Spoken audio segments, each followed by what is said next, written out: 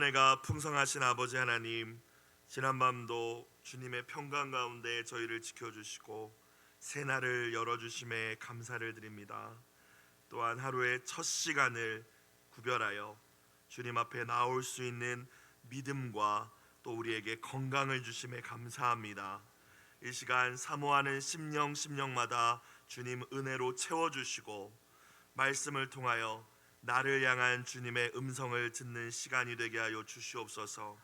특별히 이 아침 우리의 자녀들 다음 세대를 위하여 함께 기도하기를 원합니다. 젊은 부모 세대가 먼저 말씀으로 무장하여 주의 교훈과 훈계로 우리의 자녀들을 양육하게 하시고 악한 세상 속에서 방황하는 자녀들을 위하여 인내하며 기도할 수 있는 믿음을 우리에게 더하여 주시옵소서. 예수님의 이름으로 기도드리옵나이다. 아멘. 하나님의 말씀 신약 로마서 11장 25절부터 36절까지 말씀입니다. 로마서 11장 25절부터 36절까지 말씀. 한 목소리로 합독하시겠습니다. 형제들아, 너희가 스스로 지혜 있다 하면서 이 신비를 너희가 모르기를 내가 원하지 아니하노니, 이 신비는 이방인의 충만한 수가 들어오기까지 이스라엘의 덜어는 우둔하게 된 것이라. 그리하여 온 이스라엘이 구원을 받으리라. 기록된 바 구원자가 시온에서 오사 야곱에게서 경건하지 않은 것을 돌이키시겠고, 내가 그들의 죄를 없이 할 때에 그들에게 이루어질 내 언약이 이것이라 함과 같으니라. 복음으로 하면 그들이 너희로 말미암아 원수된 자요, 택하심으로 하면 조상들로 말미암아 사랑을 입은 자라. 하나님의 은사와 부르심에는 후회하심이 없느니라. 너희가 전에는 하나님께 순종하지 아니하더니 이스라엘이 순종하지 아니하므로 이제 긍휼을 입었는지라. 이와 같이 이 사람들이 순종하지 아니하니 이는 너희에게 베푸시는 긍휼로 이제 그들도 긍휼을 얻게 하려 하심이라. 하나님이 모든 사람을 순종하지 아니하는 가운데 가두어 두심은 모든 사람에게 긍휼을 베풀려 하심이로다. 깊도다 하나님의 지혜와 지식의 풍성함이요, 그의 판단은 헤아리지 못할 것이며 그의 길은 찾지 못할 것이로다. 누가 주의 마음을 알았느냐? 누가 그의 모사가 되었느냐? 누가 주께 먼저 드려서 갚으심을 받겠느냐? 이는 만물이 주에게서 나오고 주로 말미암고 주에게로 돌아감이라. 그에게 영광이 세세에 있을지어다. 아멘. 오늘도 주님과 동행하며 감사와 찬양이 넘치는 기적의 하루를 살아내시기를 주님의 이름으로 축원합니다. 9장부터 시작되었던 이스라엘 민족의 구원과 관련된 말씀, 오늘 이제 마지막 부분입니다. 바울은 유대인들이 복음을 거부하고 구원에 이르지 못한 모습을 보면서 많은 사람들이 하나님께서 유대인을 버리신 것이 아니냐, 선택하신 자기 백성에 대한 이 언약이 파기된 것이 아니냐, 이런 의문을 품을 때 결코 하나님께서 자기 백성을 버리신 것이 아니라고 이제 선언합니다. 하나님께서 유대인들 가운데 남은 자들을 은혜로 택하셨다고 이야기하고요, 또 이스라엘의 그 넘어짐으로 말미암아, 이스라엘이 복음을 받아들이지 않음으로 말미암아 이방인에게 이 구원의 길이 열리게 되었으며, 또 그 모습을 보면서 유대인들이 이 이방인이었는데, 외인들이었는데 하나님의 백성이 된 것을 보고 시기가 나서, 경쟁심이 나서, 우리도 복음을 받아들여야겠다, 이 모습으로 돌아오게 될 것이다라고 이제 사도 바울이 어제 말씀에서도 이야기를 했죠. 그래서 사도 바울이 자신이 이방인의 사도라고 자기를 소개하면서 또한 자기 직분을 영광스럽다라고 이야기한 이유가 하나님이 맡겨주신 사명이기 때문이기도 하지만, 이방인들을 위하여 열심히 복음을 전할 때에 결국 자기의 동족인 유대인들도 구원에 참여하게 될 것임을, 이 구원의 계획을 바울이 확신했기 때문입니다. 오늘도 그 말씀들이 반복돼요. 25절, 형제들아, 너희가 스스로 지혜 있다 하면서 이 신비를 너희가 모르기를 내가 원하지 아니하노니. 어제도 말씀드렸지만 로마 교회 내에 대부분은 아마 이방인 출신 크리스천들이었습니다. 유대교에서 기독교로 개종한 사람들이 많지 않았어요. 그래서 이방인들이 오해를 하고 있었고, 또 이제 유대교 출신의 사람들을 또 무시했을 수도 있고요. 하나님의 어떤 계획에 대해서 함부로 이야기했을 수도 있습니다. 뭐 유대인들의 구원은 끝난 것 아니냐. 그런 이들을 향하여서 바울이 다시 이야기를 하죠. 스스로 지혜 있다 하면서 다 안다고 하지 말라는 것입니다. 그러니까 이걸 좀 25절을 쉽게 풀면, 나는 여러분이 이 신비를 알기 원합니다. 이 신비를 모른다면 스스로 지혜 있다 하여서 교만에 빠질 수 있기 때문입니다 라는 표현입니다. 신비, 인간의 이성과 지혜와 경험으로는 파악할 수 없는 영적인 비밀이 있음을 저와 여러분은 깨달으실 수 있기를 주의 이름으로 축원합니다. 그래서 내가 다 안다 함부로 말할 수 없는 것이죠.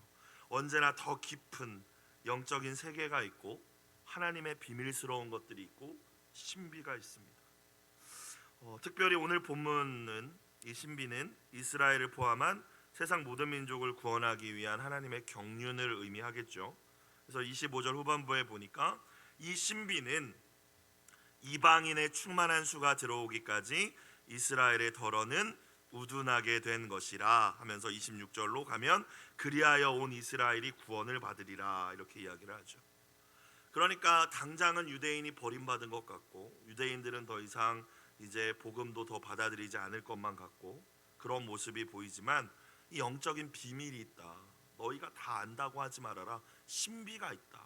하나님의 세계에 하나님의 계획이 있다라는 거예요. 이방인들을 향한 이 구원의 계획이 하나님의 때까지 이루고 난 이후에는 그때까지는 이스라엘의 덜어가 우둔하게 되었다라는 건 고집스럽다라는 뜻입니다.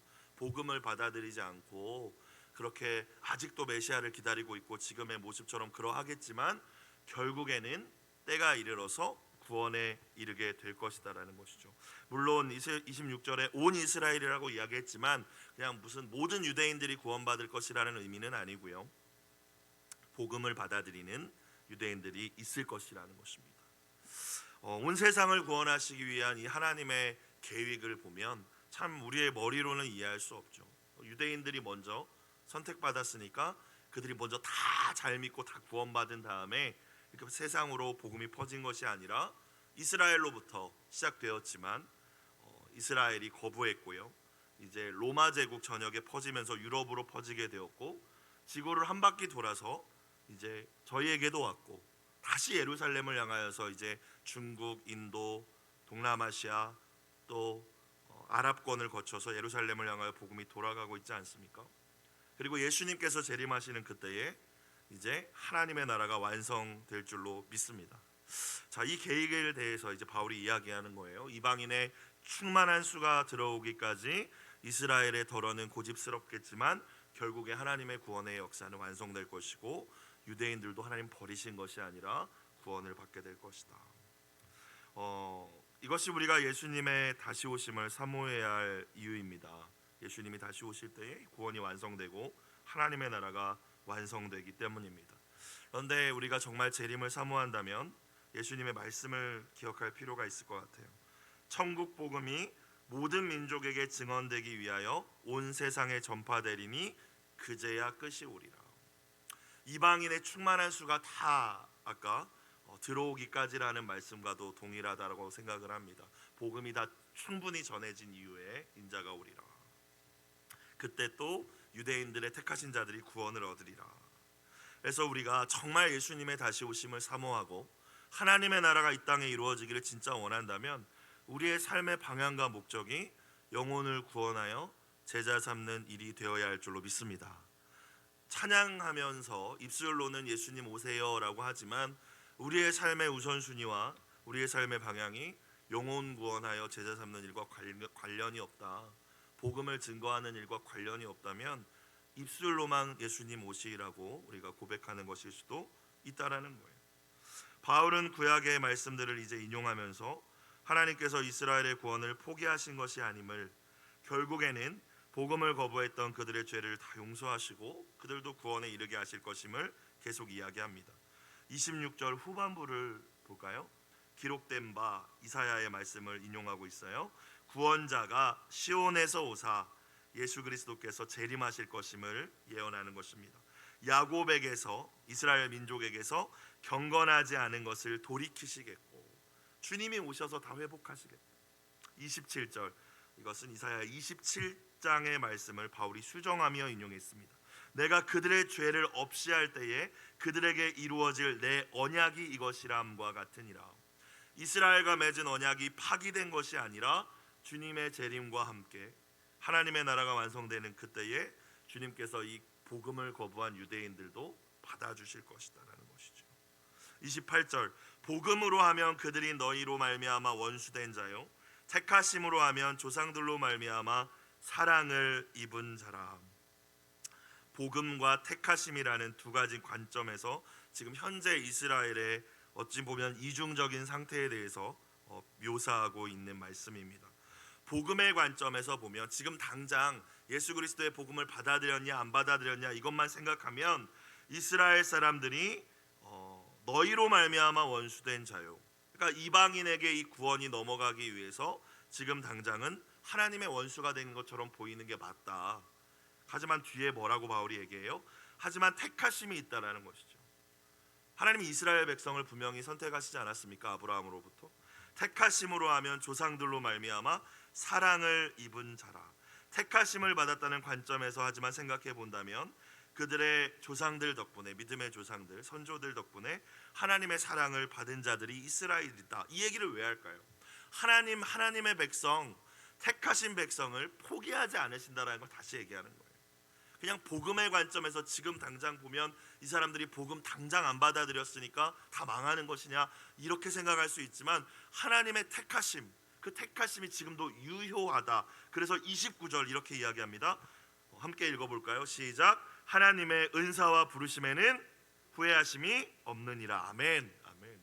특별히 이스라엘을 향한 선언이겠죠. 바울의 은사와 부르심, 하나님이 주셨던 여러 가지 은혜와 선물과 하나님의 택하심과 그 부르심, 이스라엘을 하나님이 복음을 거부했기 때문에 후회하시면서 취소하시지 않는다라는 거예요.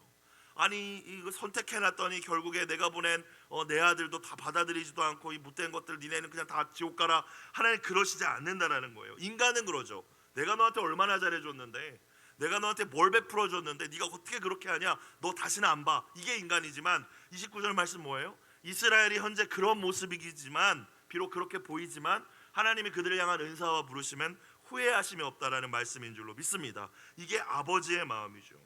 저와 여러분을 향한 하나님의 마음도 동일한 줄 믿으시길 주의 이름으로 축원합니다. 이스라엘을 향한, 이스라엘 지금도 대부분 복음을 거부하고 있는데 그들을 향한 아버지의 마음도 그러하시다면 그리스도의 피로 십자가로 말미암아 이제는 새 언약의 이스라엘에 된 저와 여러분을 향한 아버지의 마음도 동일하다는 사실을 굳게 붙드실 수 있길 주의 이름으로 축원합니다. 때로 우리가 아버지의 뜻대로 살지 못해서 하나님 내가 이것밖에 안 돼요, 하나님 내게 베풀어 주신 은혜가 한량 없는데, 나 같은 자를 목사로 삼아 주셨는데 내가 너무나도 지금까지도 연약합니다, 하나님 나를 이때까지 참고 기다려 주셨는데 내가 이것밖에 안 됩니다, 죄송합니다 주님 저를 용서해 달라고 기도할 때 주님 주신 음성이 뭘까요? 이제는 너 못 쓰겠다, 내가 너 목사 삼은 거 후회한다, 이렇게 말씀하실까요? 내가 너를 택하여 세운 것을 후회한 적이 없다. 그것이 주님의 음성인 줄로 믿습니다. 그 사랑의 음성이 언제나 우리를 일으켜 주시는 것이죠. 그렇죠? 너가 그것밖에 안 되냐? 내가 너를 택한 걸 후회한다. 우리 아버지는 그렇게 말씀하신 적이 없어요. 대신 우리가 하나님 앞에 겸손히 돌아갈 때에, 내 연약함을 고백하며 주님 앞에 엎드릴 때에 주님은 언제나 사랑의 음성으로, 오늘 29절의 말씀으로 내가 너에게 흘려보내고 너를 향하여 베푼 은사와 너를 택한 부르심에는 나는 후회하심이 없다. 이스라엘을 향한 이 선언이 저와 여러분에게 주시는 주님의 사랑의 음성임을 깨닫는 이 아침이 되시길 주의 이름으로 축복합니다. 30절, 너희가 전에는 하나님께 순종하지 아니하더니 이방인들이여 이스라엘이 순종하지 아니함으로 이제는 긍휼을 입었는지라. 반복되는 이야기죠. 그렇죠? 근데 우리가 이제 주목해야 될 단어는 긍휼입니다. 긍휼. 그렇죠? 자격이 없다라는 거예요. 은혜라고 또 우리가 이해해도 될 것 같아요. 우리에게 구원이 올 수 없었는데 이스라엘이 거부함으로 그 복음의 구원이, 방향이 이방인들에게 먼저 이렇게 주어진 것이잖아요. 그런데 그것이 긍휼이라는 거예요. 우리가 뭘 잘해서 우리 민족만 생각해 보더라도 아주 오래전부터 우상만 숭배하던 민족이지 않습니까? 우리나라가 시작된 건국 신화를 보더라도 곰 섬기고 호랑이 섬기고 그러다가 곰 섬기던 부족이 이겨서 그 단군 신화 거기서 나온 거잖아요, 그렇죠? 그리고 평생 우상 섬기고 하나님 아닌 것들을 섬겨온 민족인데 그저 긍휼함을 입어서 우리가 구원에 이르게 된 줄로 믿습니다. 31절 이와 같이 이 사람들이 순종하지 아니하니 이스라엘이 지금 순종하지 아니하니 이는 너희에게 베푸시는 긍휼로 이제 그들도 긍휼을 얻게 하려 하심이라. 너희에게 긍휼을 베푸신 하나님께서는 그들에게도 이제 하나님의 때가 이르러서 또 자기 백성에게도 긍휼을 베푸실 것이다. 32절 하나님이 모든 사람을 순종하지 아니하는 가운데 가두어 두심은 모든 사람에게 긍휼을 베풀려 하심이라. 이방인들은 이스라엘에 순종하지 아니함으로 하나님의 긍휼을 입게 되었고 이방인들의 충만한 수가 구원에 이르게 된 그 마지막 때에 그 이스라엘도 다시 하나님의 긍휼을 입게 될 것이다. 이스라엘이건 이방인이건 그 어떤 존재도 자기의 의로 행위로 구원에 이른 것이 아니라 하나님의 주권적으로 베푸신 긍휼로 인한 것이다 라는 선언인 줄로 믿습니다. 내가 구원받은 것, 우리 가족이 구원받은 것, 이 나라 이 민족이 하나님의 백성이 된 것 전적인 긍휼임을 의지하며 오늘도 내가 사랑하는 이가 혹시 긍휼 가운데 오지 않았다면 간절하게 주님께로 돌아오지 않은 영혼들이 생각나신다면 하나님 긍휼을 베풀어 달라고 기도하실 수 있는 이 새벽이 되길 주의 이름으로 축원합니다. 어떠함이 아니라 주님의 긍휼이기 때문에 그런 거예요. 이제 마지막 33절부터 36절까지 말씀은 이스라엘과 이방인들과 이 관련된 하나님의 구원 계획의 말씀을 마무리하면서 바울이 찬양하고 있죠. 하나님을. 33절 깊도다. 뭐가 깊대요? 하나님의 지혜와 지식의 풍성함이요 그의 판단은 하나님이 내리신 선택과 결정은 헤아리지 못할 것이요 우리의 머리로 다 이해할 수 없다라는 거예요. 그의 길은 그분이 행하시고자 하는 이 이루어진 일들은 찾지 못할 것이로다. 우리가 어떻게 다 이렇게 헤아릴 수 없고 찾을 수 없고 이해할 수 없다라는 것이죠. 그렇기 때문에 신앙이란 무엇입니까, 여러분? 때로는 내 경험과 이성과 지식으로 이해할 수 없는 일이 일어날지라도 하나님을 신뢰하는 것이 믿음임을 깨닫는 이 아침이 됐으면 좋겠습니다. 그분의 인자하심과 하나님은 인자하시다. 긍휼을 한없이 베푸시는 분이다. 그렇게 거부했던 우리에게 복음이 왔다면 다시 이스라엘에게도 긍휼을 베푸시는 하나님이시라면 그 선하신 하나님께서 나에게 나쁜 것을 주실 리 없지 않겠습니까? 하나님의 인자하심과 신실하심을 끝까지 붙드는 것이 우리가 이 땅을 살아가면서 모든 것들이 다 이해되지 않아도 가져야 할 믿음임을 믿습니다. 34절 누가 주의 마음을 알았느냐 누가 그의 모사가 되었느냐 이사야서와 욥기를 인용하면서 바울이 질문을 던지고 있습니다. 아무도 그럴 수 없다라는 것이죠. 유한한 인간이 하나님의 마음을 어찌 다 알겠습니까? 어린 자녀가 아버지 깊은 마음을 어찌 알겠습니까? 또 사역을 해보면은 부교육자는 담임 목사님 마음을 절대로 다 깊이 이해할 수 없거든요. 그러니까 그런 인간인데 그 하나님을 어찌 우리가 다 이해할 수 있겠냐라는 거예요. 오해하고 우리가 하나님을 오해하고 내 마음대로 안 된다고 우리가 낙심하고 우리 그런 모습을 보일 때가 많잖아요. 그러니까 하나님의 마음을 다 알지 못하고 누가 그의 모사가 되었느냐. 모사라는 것은 마치 유비 곁에 있던 삼국지 유비 곁에 있던 제갈공명 같은 사람이 모사죠. 책사 이렇게 지혜를 알려주고 전략을 짜게 도와주고 이런 사람인데 누가 그의 모사가 되었느냐. 하나님의 모사가 필요하시겠느냐. 지혜의 근본 되시는 그분께 모사는 필요하지 않죠. 오히려 성령 하나님께서 저와 여러분을 오늘도 연약한 우리의 모사가 되어 주셔서 우리를 진리의 길로 인도하여 주시는 줄 믿으시기를 축원합니다. 그렇기 때문에 유한한 인간은 오직 하나님이 보여주시는 것만 알 수 있고 깨닫게 해주시는 것만 깨달을 수 있습니다. 그렇기 때문에 내가 다 안다 또는 하나님의 뜻을 함부로 속단하거나 오해하지 말아야 되는 것이죠. 하나님의 뜻은 언제나 바울의 이 고백처럼 깊고 우리가 다 헤아리지 못할지라도 하나님의 뜻이 가장 선하심을 확신하실 수 있기를 주의 이름으로 축복합니다. 35절 이것도 욥기를 인용한 말씀이에요. 누가 주께 먼저 드려서 갚으심을 받겠느냐. 무언가 주님 앞에 우리가 드렸기 때문에 주님이 우리에게 복을 갚아주시는 것이 아니라는 거예요. 하나님은 만물의 창조주이시고 모든 것의 주인이심을 믿습니다. 뭐가 필요하신 분이 아니시죠. 우리가 뭔가 드려서 우리에게 주시고 무언가 하나님의 우리가 흡족해 해드리는 무언가를 우리가 행함으로 우리에게 은혜를 베풀어 주시는 것이 아니라 앞서 바울이 이야기했듯이 그저 은혜요 그저 긍휼임을 믿습니다. 근데 하나님은 왜 우리에게 또 때로는 헌신을 요구하시는 것일까요? 분명히 말씀 가운데도 있잖아요. 몸과 마음도 드리고 물질도 드리고 하나님이 진짜 원하시는 것이 우리의 마음이기 때문에 그렇죠. 우리의 사랑입니다. 하나님을 향한 신뢰와 사랑을 표현하기 원하시는 거예요. 그 물질 자체가 아니라 혹여나 여러분 가운데 내가 물질의 축복을 많이 받기 위해서 11조 헌금을 한다.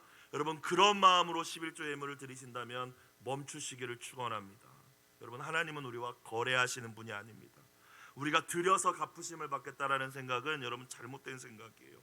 하나님은 그분의 자녀를 긍휼히 여기시며 한량없이 복을 주시는 아버지이심을 믿으시길 주의 이름으로 축원합니다. 우리가 행하는 모든 것은 그분을 사랑하기 때문이죠. 사랑하기 때문에 드리는 거예요. 그렇죠? 누구나 열심히 무언가를 하면 보상받기 원하는 심리가 있어요. 이것이 하나님과의 관계에는 이렇게 적용되어서는 안 된다는 것이죠. 마지막 36절 함께 읽어볼까요? 시작.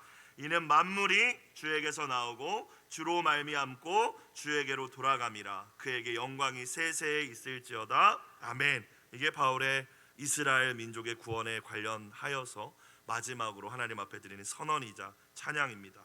모든 만물이 주님으로부터 나왔습니다. 주님이 창조주가 되십니다. 주로 말미암았습니다. 그분을 통하여 생동한다, 살아있다 이런 의미죠. 호흡과 생명을 주셨습니다. 주에게로 돌아감이라. 모든 만물 온 세계는 주님을 위하여서 하나님을 위하여 존재합니다. 존재의 목적을 선언하는 거예요. 우리가 하나님의 은혜를 깨달으면 깨달을수록 자격 없는 나를 부르시고 구원하신 하나님의 놀라운 부르심과 또 역사를 이끌어 가시며 온 세상을 구원하시는 이 하나님의 계획과 이 경륜을 알게 되면 알수록 그저 우리가 할 수 있는 것은 찬양인 줄로 믿습니다. 그래서 찬양받기 합당하신 분이라고 우리가 표현하잖아요. 찬양이라는 단어, 예배라는 단어, 워십이라는 단어 많이 들어보셨을 거예요. 영어 워스라는 단어에서 왔습니다. 가치죠, 가치. 인간은 누구나 자기가 가치 있다고 여기는 것, 귀하고 소중하고 대단하다고 여기는 것을 예배합니다. 하나님이 아닐지라도 돈을 예배하고 사람을 예배하고 권력을 예배하죠. 그런데 정말 그런 것과 비교할 수 없는 하나님의 가치를 진짜 아는 사람은 하나님께만 합당한 찬양과 예배를 드리게 될 줄로 믿습니다. 오늘 바울처럼요. 오늘 36절의 고백으로 그렇게 찬양하는 거죠.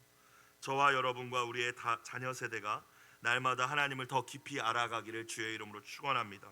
그리고 하나님을 알아가면 알아갈수록 그분의 지혜와 놀라운 사랑을 깨달으면 깨달을수록 우리의 찬양과 예배 또한 더 깊어지기를 주님의 이름으로 축원합니다.